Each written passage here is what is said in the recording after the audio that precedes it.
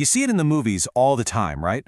But in real life, a single strike to the back of the neck is one of the most dangerous things one person can do to another.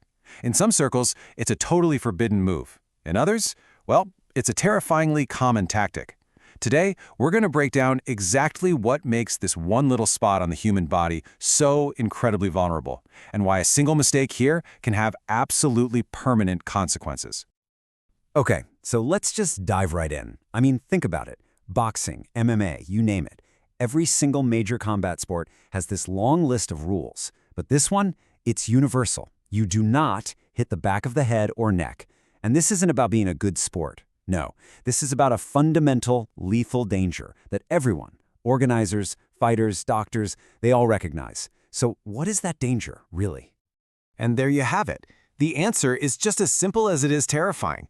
This isn't about who can hit the hardest. It's about hitting a location that completely bypasses all of our natural armor. Our thick skull, our strong jaw muscles. It's a direct attack on the body's central operating system. So, to really understand the danger, we have to look at the two very, very different worlds where a strike like this happens, inside the controlled environment of a ring and outside on the unforgiving street. This comparison really paints a stark picture, doesn't it?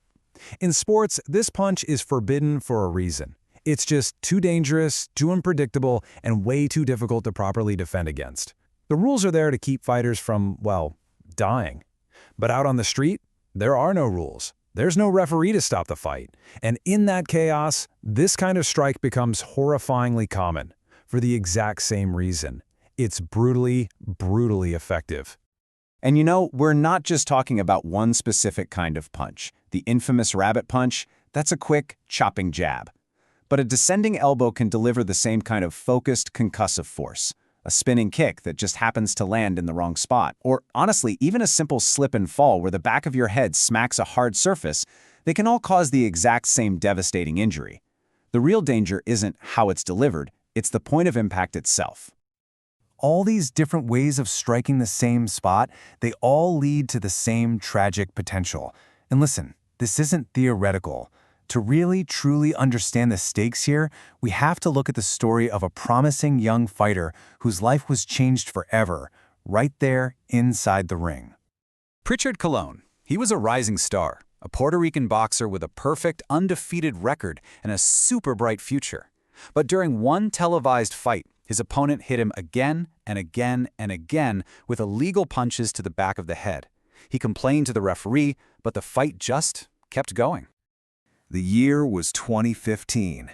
Just one night, one fight, and it changed absolutely everything.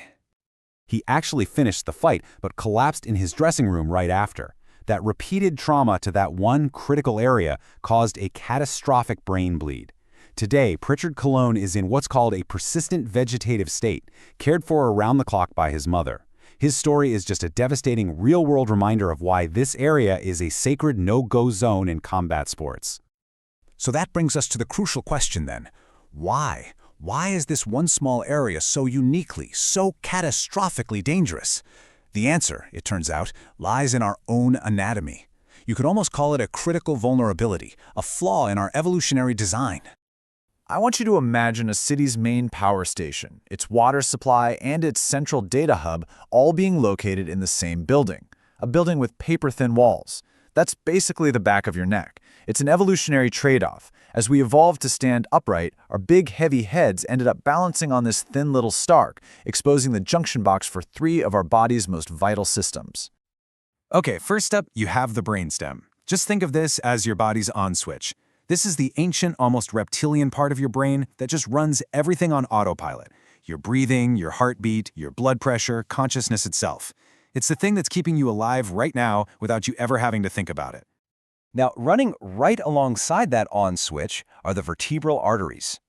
You can think of these as the brain's fuel lines. They literally snake up through the bones of your neck to supply all the essential oxygen-rich blood that the back of your brain, including that all-important brainstem, needs to function for even a second. And finally, you've got the cervical spinal cord. This is the central data cable.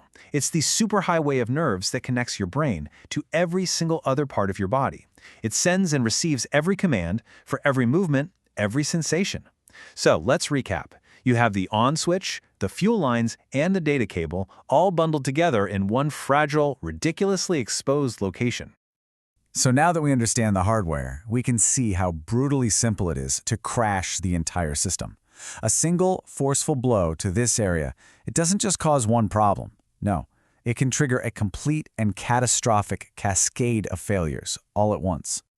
This breaks it down perfectly. You have 4 main ways it can all go wrong in an instant. A sudden impact can cause an electrical disconnect, basically a concussion to the brainstem that short-circuits consciousness. That's an instant knockout.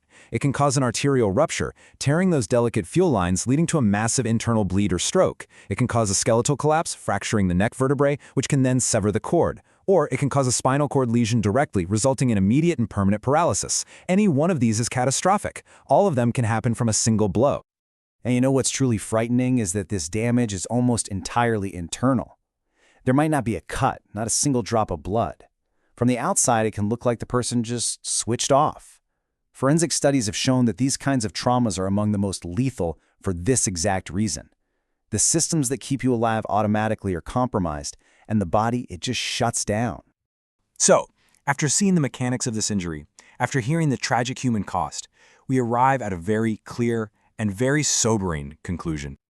Let's be crystal clear about something.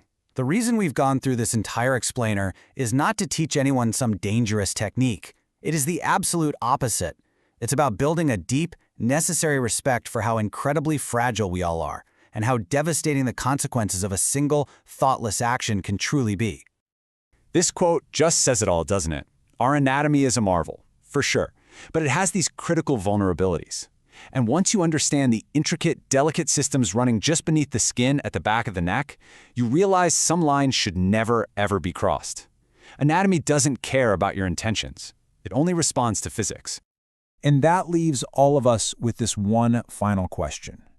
Knowing that a single moment of violence has the very real potential to shut down the entire system that makes up a human life, you really have to ask yourself, is any fight ever worth taking that chance?